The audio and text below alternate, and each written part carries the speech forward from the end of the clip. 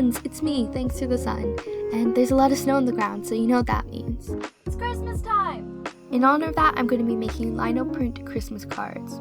I made Lino prints in 9th grade at school and it was super fun, but since they involve so many materials, I never made them again. Printmaking materials are so expensive. But a while ago, my art teacher was so generous as to allow me to take some Lino blocks home, which was very nice of her. Recently, I finally saved up enough money for getting printmaking ink, and here we are.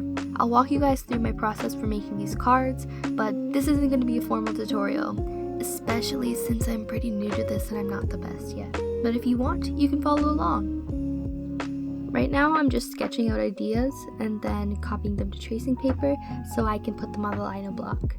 I decided to go with Little Rudolph. It's been such a long time since I made these, I had to look up some tutorials to refresh my memory. I found this super helpful one by the channel Schmop? I don't know how to say that, I'm so sorry. I'll just put it up on the screen. It'll be linked in the description if you want to check it out. But they essentially try 3 different ways to make the print, using ink pad, acrylic paint, and a printmaking ink. At first I tried acrylic and an ink pad because although they didn't work as well in the video, they still did work, and I really didn't want to have to pay for printmaking ink. But they didn't work at all for me, as you can see by my failed attempts in my sketchbook. So I caved and got the printmaking ink, which worked really well for me. I had no troubles.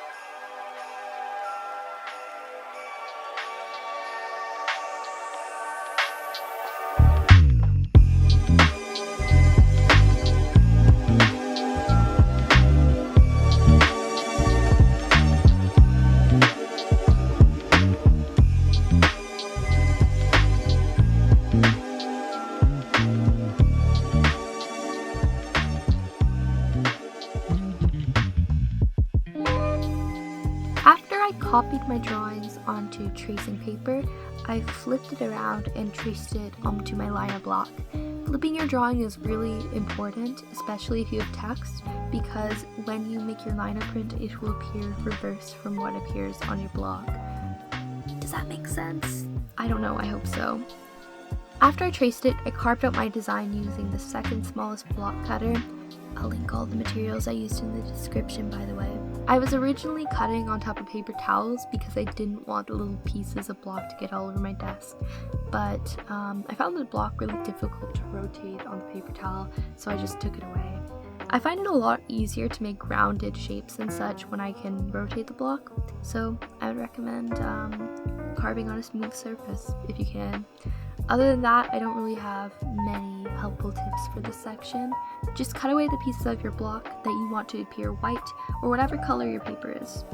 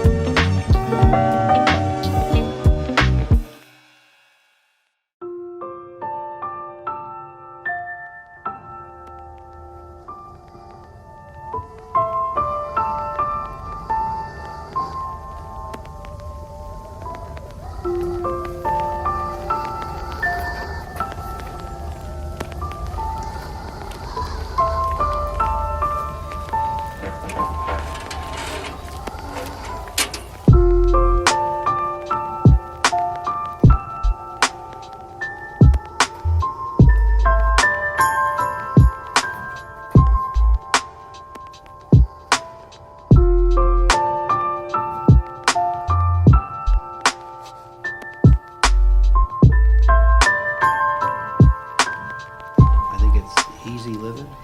Yeah.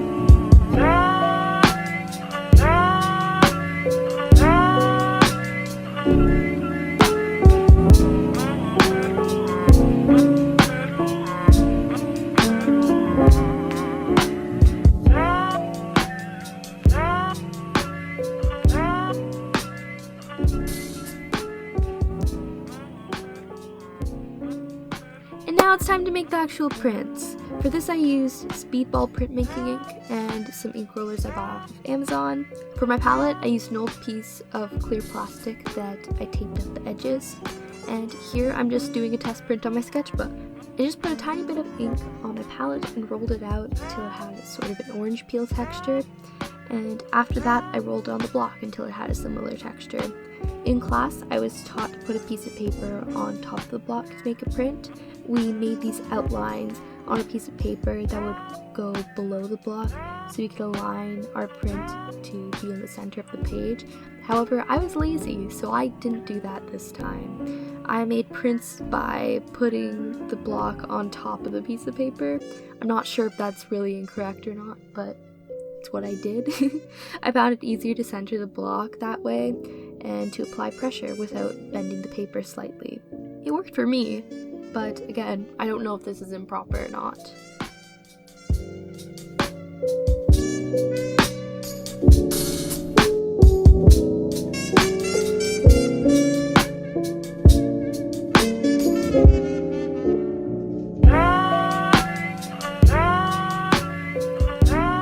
Here I'm doing my good prints. My process wasn't that different from how I made the print in my sketchbook.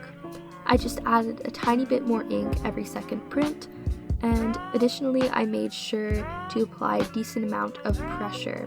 Later on I started using my water bottle to apply pressure to the block. I know you can buy special things for applying pressure, however I was way too broke to buy one. I'll link one in the description though. I think larger prints may require more pressure, however these prints were fairly small, so it wasn't that big of an issue for me.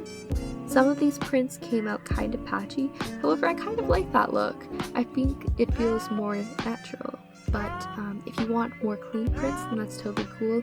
Just make sure you're applying a good amount of ink, not too much, and really applying a lot of pressure. After this, I let the prints dry for a bit.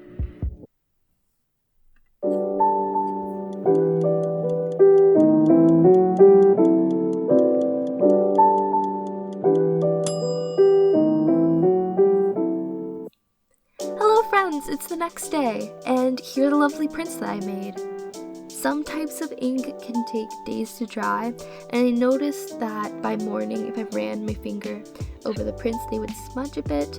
However, for the most part they were pretty dry. I wanted to add some text to my cards, so I printed off a piece of paper saying Happy Holidays so that I could trace it onto each of my cards.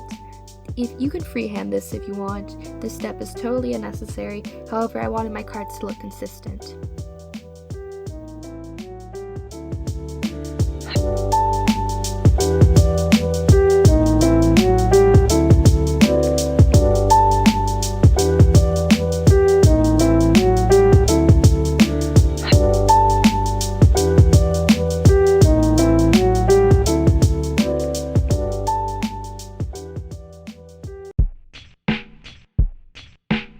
Without her, I have nothing.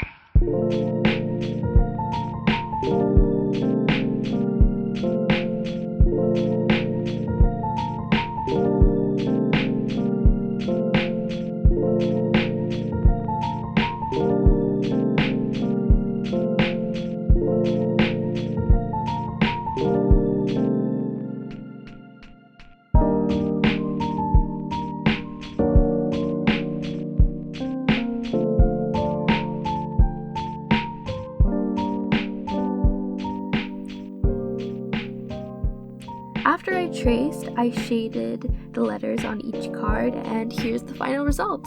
If I did anything wrong, I'm so sorry, but this was super fun to do. The print design didn't turn out the best in my opinion, but I'm still pretty new to carving, so I'll cut myself some slack. I hope you guys enjoyed this video because I really enjoyed making it. Perhaps in the future I'll make some more printmaking videos, who knows. And with that, I will go. Okay, love you, bye.